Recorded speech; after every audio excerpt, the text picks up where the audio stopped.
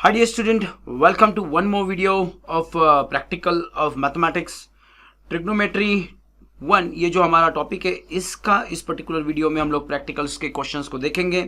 So again welcome to Rajshri Chhatrapati Shahu Kanishtha Mahavidyalaya Nashik. Okay, so let's see first question जो कि लगभग हमें सॉल्व करके दिया हुआ है अपने नोट्स में, लेकिन चलिए इसको एक्सप्लेन कर लेते हैं। सारे क्वेश्चंस को आप स्टडी कीजिए।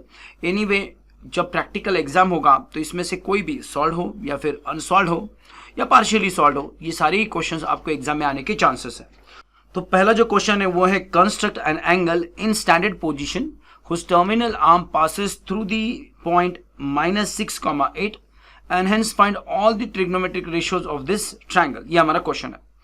अब देखिए पहले तो बार ये पॉइंट देखिए -6,8, एक्स कोऑर्डिनेट नेगेटिव है, वाई कोऑर्डिनेट पॉजिटिव है, तो नेचुरली ये सेकंड क्वाड्रेंट में होगा। तो कंसीडर समवेयर यहाँ पे है या यहाँ पे मैंने आपके लिए X axis Y axis draw करके रखे हुए, पॉइंट भी लिए हुए हैं। स्केल यहाँ पे 2 का लिया हुआ है, 2, 4, 6, 8 एंड सो ऑन। अगर आप इस पॉइंट को देखोगे तो इसका एक्स कोऑर्डिनेट आपको दिख सकता है, दैट इज इक्वल टू -6, और इसका वाई कोऑर्डिनेट भी आप देख सकते हो, विच इज अप्रोक्सीमेटली 8। सो -6,8 ये आपका ये जो पॉइंट है इसके कोऑर्डिनेट हो गए। पॉइंट के कोऑर्डिनेट को अगर मैं x, y के साथ कंपेयर कर दूं तो x की वैल्यू आएगी -6 और y की जो वैल्यू है वो आएगी 8। अब यहाँ पे ना ये एक मैंने मान लीजिए सर्कल बना लिया, ऐसा सर्कल जो कि इस पॉइंट से जाता है, तो नेचुरली ये वाला जो डिस्टेंस है वो उस सर्कल का रेडियस होगा और वो क्या है, सर्कल का सेंटर है। तो थोड़ा सर्कल बनाना डायरेक्टली तो मुश्किल है, इमेजिन समथिंग लाइक दिस। तो ये जो सर्कल आपके सामने बनेगा वो जाएगा कहाँ से, वो इस पर्टिकुलर पॉइंट से पास होगा। तो उस सर्कल की रेडियस कितनी होगी, मैंने जैसे अभी अभी आपको कहा कि ये डिस्टेंस उसका रेडियस होगा। Again can I find that using Pythagoras theorem? Yes.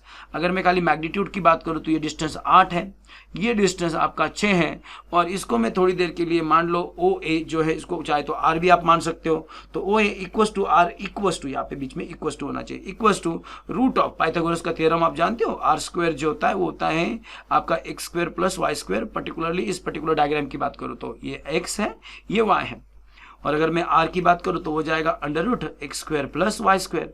X की और y की वैल्यू डाल दी तो मुझे मिला under root 6 square plus 8 square, that is 64 plus 36 which is 100। Square root निकालोगे तो आंसर आएगा आपका 10। तो आपको सर्कल का रेडियस भी मिल गया 10। अब ये जो 3 वैल्यू है ये अगर आपके पास है तो आप किसी भी ट्रिग्नोमेट्रिक फंक्शन को निकाल सकते हो। होप आपको ये जो फॉर्मूले हैं वो पता है। वैसे ये कोई बहुत बड़ी बात है नहीं, आप किसी भी सर्कल को लोगे जिसका सेंटर आपका एक्स और वाई एक्सिस का ओरिजिन है। सर्कल मान लीजिए आपने यहाँ पे कंप्लीट कर लिया इस तरह से।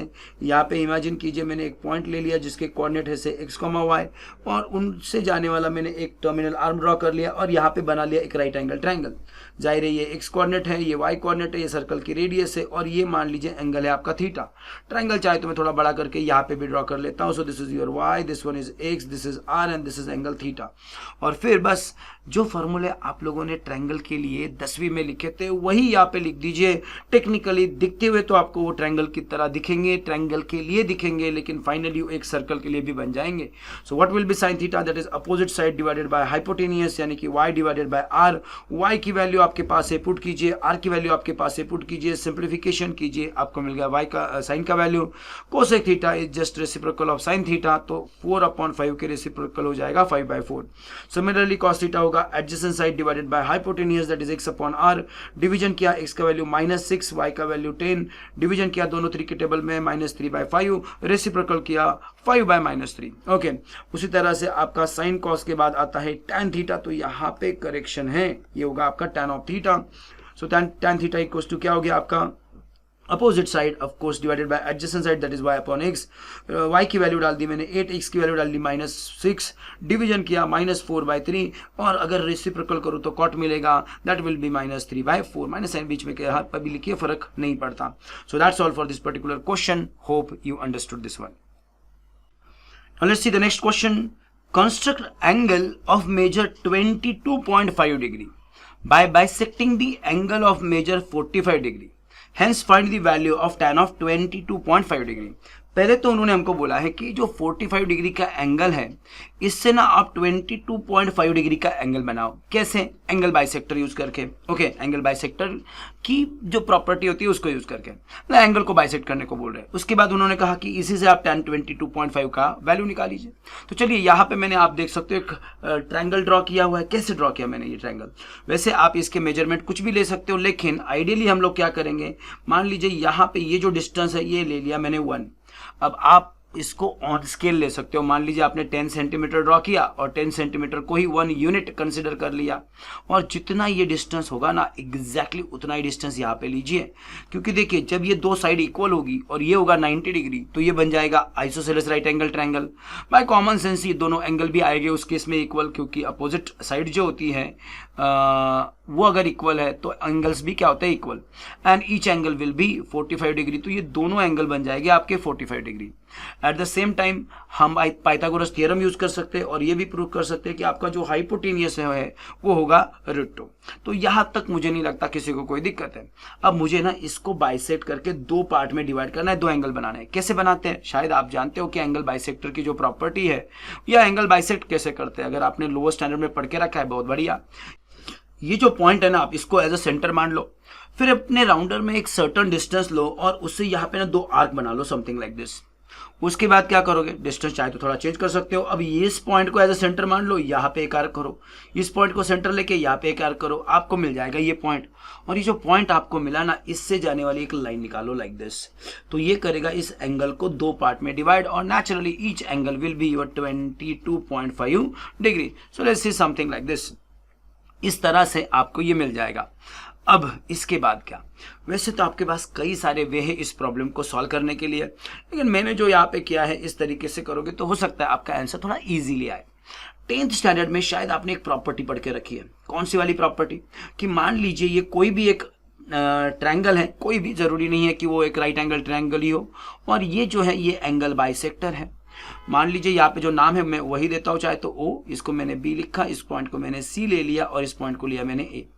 अब प्रॉपर्टी कहती है कि अगर मान लीजिए मैं इस डिस्टेंस को इस डिस्टेंस से डिवाइड कर दूं, यानी कि OA, या आप चाहे तो AO लिखो, सो A से लेके O और O से लेके B डिवाइडेड बाय OB। अगर मैं ये कहता हूं इस साइड का रेशो, तो इस साइड का रेशो क्या आएगा, इस साइड से मिलेगा आपको दिस डिवाइडेड बाय दिस, तो that will be equals to AC divided by BC. Now this is absolutely important property. इसको एंगल बाइसेक्टर थ्योरम भी बोलते हैं। 10th स्टैंडर्ड में आपने ऑलरेडी पढ़ के रखा है, इसको खाली याद प्रॉपरली रखिए। This divided by this is equals to this divided by this। ठीक है, अगली स्टेप में मैं क्या करने वाला हूँ, अगली स्टेप में मुझे ढूंढना क्या है, बाय द वे मुझे ढूंढना है ये जो एंगल है इसका टैन का value. By the way tan का वैल्यू, अगर मैं इस एंगल को थोड़ी देर के लिए मान लीजिए थीटा मान लेता हूं, तो टैन ऑफ थीटा की वैल्यू क्या होती है, उसकी जो अपोजिट वाली साइड है, यानी कि इस केस में AC डिवाइडेड बाय ये जो एडजेसेंट वाला साइड है, यानी कि OA, ये वाली चीज। तो मैं क्या करूंगा, अब कैलकुलेशन करके ना इस चीज को पहले ढूंढता हूं। या तो मैं AC की वैल्यू ढूंढ लेता हूं, ये जो A से लेके C तक का डिस्टेंस है, इस डिस्टेंस को ढूंढ लेता हूं। कैसे ढूंढूंगा मैं इस डिस्टेंस को, बड़ा सिंपल है। देखिए यहाँ पे OA और OB दोनों को मैंने एज इट इज रखा हुआ है, AC को भी मैंने एज इट इज रखा है, लेकिन जो नीचे वाला BC था, ये वाला जो BC था, इसको मैंने पूरा ये जो डिस्टेंस है इसमें से इस चीज को हटा दिया। मतलब BC जो है इसको मैंने लिखा AB माइनस AC, और मुझे नहीं लगता इसमें आपको कोई दिक्कत होगी। जस्ट एक बार इसको वापस चेक कर लीजिए। ये जो टोटल डिस्टेंस है आपका, इस डिस्टेंस में से अगर मैं ये डिस्टेंस हटा दूं, यानी कि AB में से अगर मैं AC हटा दूं, तो मुझे क्या मिलेगा, मुझे BC मिलेगा। तो BC की जगह पे मैंने लिखा AB minus AC। Next step में मैंने OA की वैल्यू डाली, हमारे पास है ऑलरेडी OA कितना है, 1 है। फिर मैंने OB की भी वैल्यू डाली, वो कितना है हमारे पास, √2 है। फिर मैंने उसके बाद BC की भी वैल्यू डाली और इत्तेफाक से वो भी 1 ही है। और फिर बचा न्यूमरेटर में AC, डिनोमिनेटर में AC। अब इसको सॉल्व करोगे तो बिना गर्मी का AC का आनंद मिलेगा, आई मीन AC की वैल्यू मिलेगी। कैसे मिलेगी, बस सिंप्लीफिकेशन करो, क्रॉस मल्टीप्लाई किया, ये मिला। फिर उसके बाद ये माइनस AC जो है उस साइड में लेके जाओ, प्लस AC होगा, √2 प्लस AC हो जाएगा। आपका AC कॉमन निकाल लीजिए, AC इनसाइड ब्रैकेट √2 + 1, ये इस साइड में डिवाइड करने को भेज दीजिए। तो AC की वैल्यू मिलेगी आपको इतनी।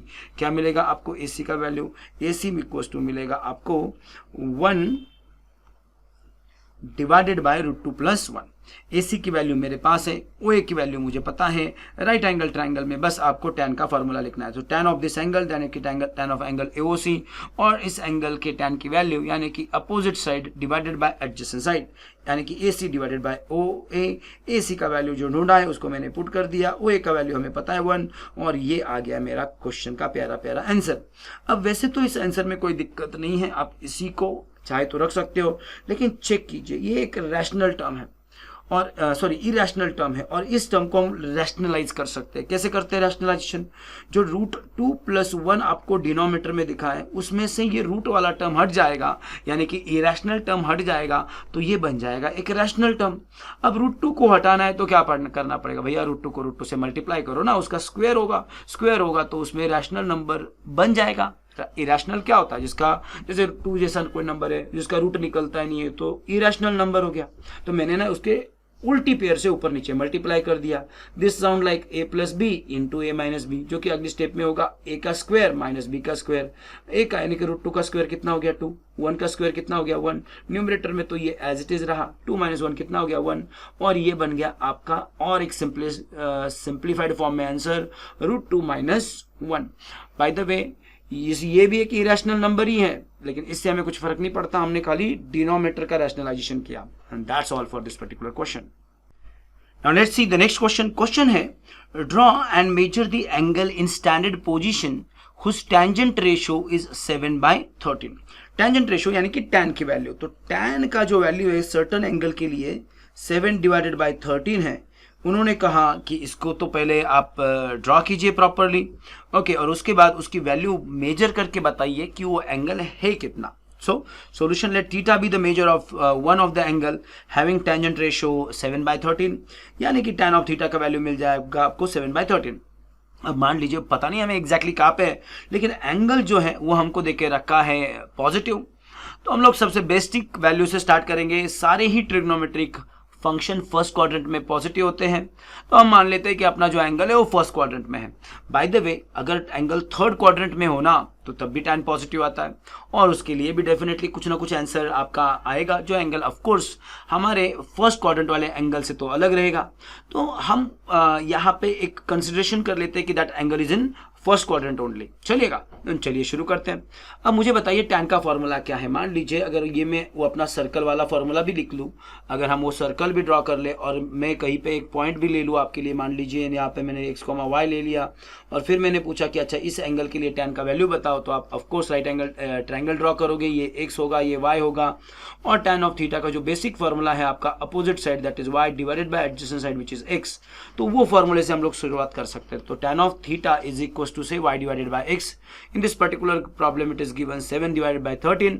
अगर मैं इसको करूँ कंपेयर और बेसिक वैल्यू से कंपेयर करूँ, यानी कि बेसिक रेशो ले, तो एक y को वैल्यू करस्पॉन्डिंग में 7 ले सकता हूँ और x का वैल्यू में 13 ले सकता हूँ। हालांकि जब मैं कहता हूँ कि y/x ये रेशो 7/13 है, तो नेचुरली y और x की वैल्यू 7/13 नहीं, उसके मल्टीपल में भी हो सकता है। जैसे मान लीजिए वो एक y की वैल्यू आपने 14 ली और x की वैल्यू 26 ली, फिर भी रेशो वही आएगा।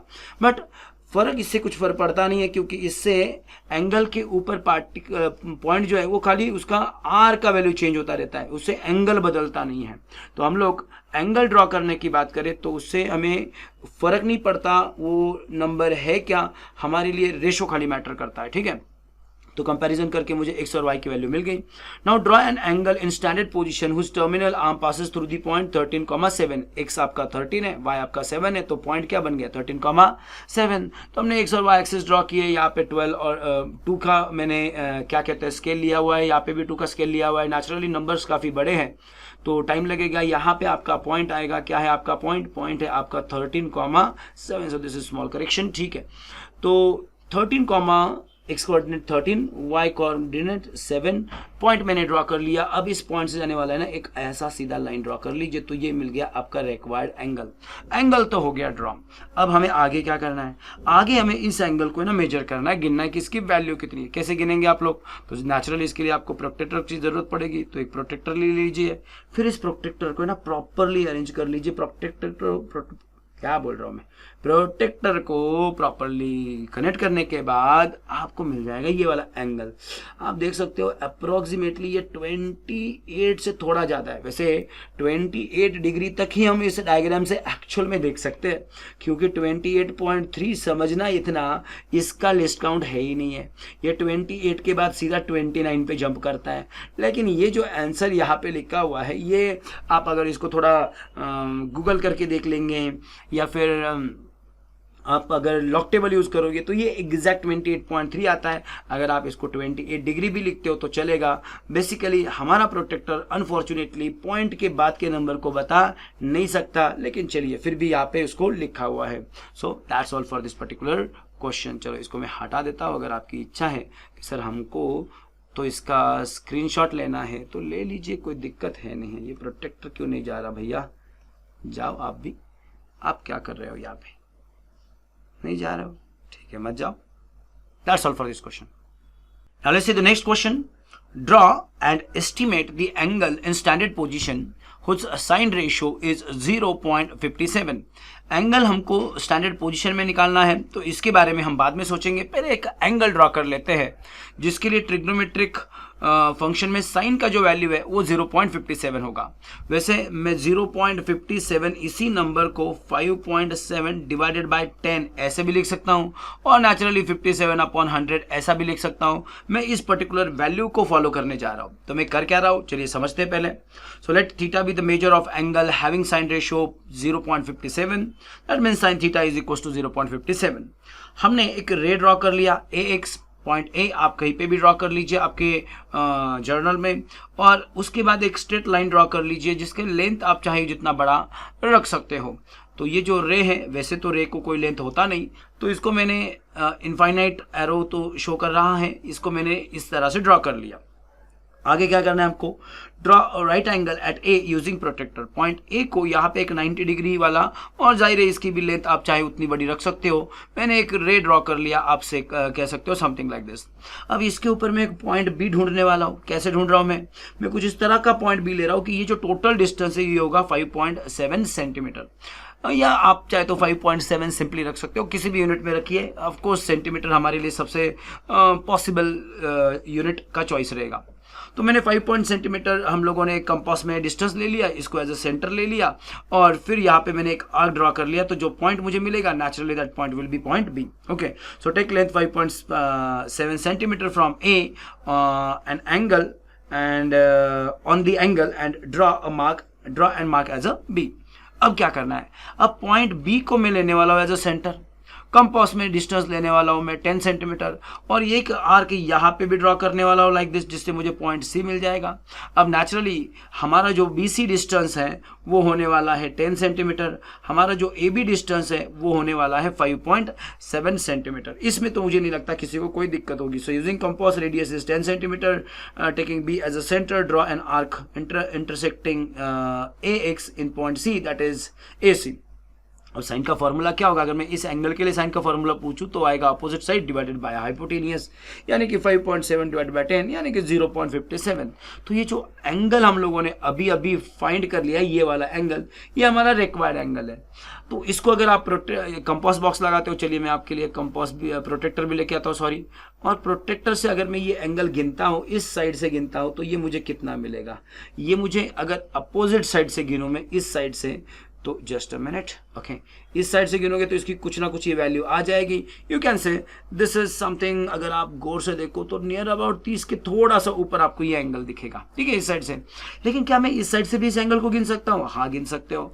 और उस केस में उसकी वैल्यू 146-47 के आजू बाजू में यहाँ पे कुछ तो नंबर आ रहा है। अब आप बोलोगे सर उस साइड से क्यों गिन रहे हो आप इसको? तो इसके लिए एक छोटा सा ना रीजन है इसके पीछे। चलिए रीजन पहले तो मैं आपको समझाता हूँ कि ये रीजन क्या है। हमको उन्होंने कहा था एंगल ड्रॉ कीजिए आप स्टैंडर्ड पोजीशन में। अगर मुझे स्टैंडर्ड पोजीशन में एंगल ड्रॉ करना है तो टेक्निकली स्पीकिंग ये जो एंगल का पॉइंट आपको नजर आ रहा है ये होना चाहिए आपका ओरिजिन, और ये होगा आपका angle in standard position, something like this. ठीक है। तो इस साइड से भी मैं ड्रॉ कर सकता हूँ, इस साइड से अगर ये ड्रॉ हो जाएगा तो इसका एंगल जो अभी मैंने बोला था नियर अबाउट 140-45 आएगा। और वही अगर मैं उल्टे साइड से ड्रॉ कर लेता हूँ तो उसकी वैल्यू जो हमने निकाली थी थोड़ी देर पहले 35-36 ऐसा कुछ तो आएगा। सो that's all for this question. Question actual में बड़ा ईजी है और एस्टिमेट करने को बोला है। एंगल यहाँ पे हालांकि लिखा नहीं है लेकिन आप इसको प्रॉपरली गिन के लिख सकते हो। So let me see, it is on second page, no it is not here. तो कोई बात नहीं है, एंगल आप गिन सकते हो और मैंने आपको बोल दिया कि इसका वैल्यू जो है लगभग 36-34 के बाजू में कुछ तो आ जाएगा। So let's see the next question, which is greater sine of 1856 degree और sine of 2019 degree, give the reason. दो एंगल आपको देखे रखे हैं, 1856, सेकंड वाला है 2019। इन दोनों में से कौन सी वैल्यू बड़ी है ये हमको पूछा है। देखिए आपको एक चीज पता होनी चाहिए कि मान लीजिए अगर मैं सर्कल पे किसी भी एक पॉइंट की साइन की या इनफैक्ट किसी भी ट्रिग्नोमेट्रिक फंक्शन की वैल्यू निकालता हूं, मान लीजिए इस एंगल की, और अगर उसके बाद में एक पूरा सर्कल को एक राउंड मारता हूं और वापस उसी पोजीशन पे आ जाता हूं, तो ये जो एंगल है वो कितना होगा। पहले केस का एंगल मान लीजिए थीटा था, दूसरी केस में मैंने पूरा 360 का यानी कि 2 पाई का राउंड किया और उसके बाद वापस एंगल थीटा कर लिया। तो टेक्निकली एंगल थीटा और 2 पाई प्लस थीटा, ये जो दो एंगल है इनकी पोजीशन चेंज नहीं हुई है, ये एक ही जगह पे है। यानी कि मैं कहूं तो वो एक ही पॉइंट से पास हो गए किसी भी सर्कल के लिए।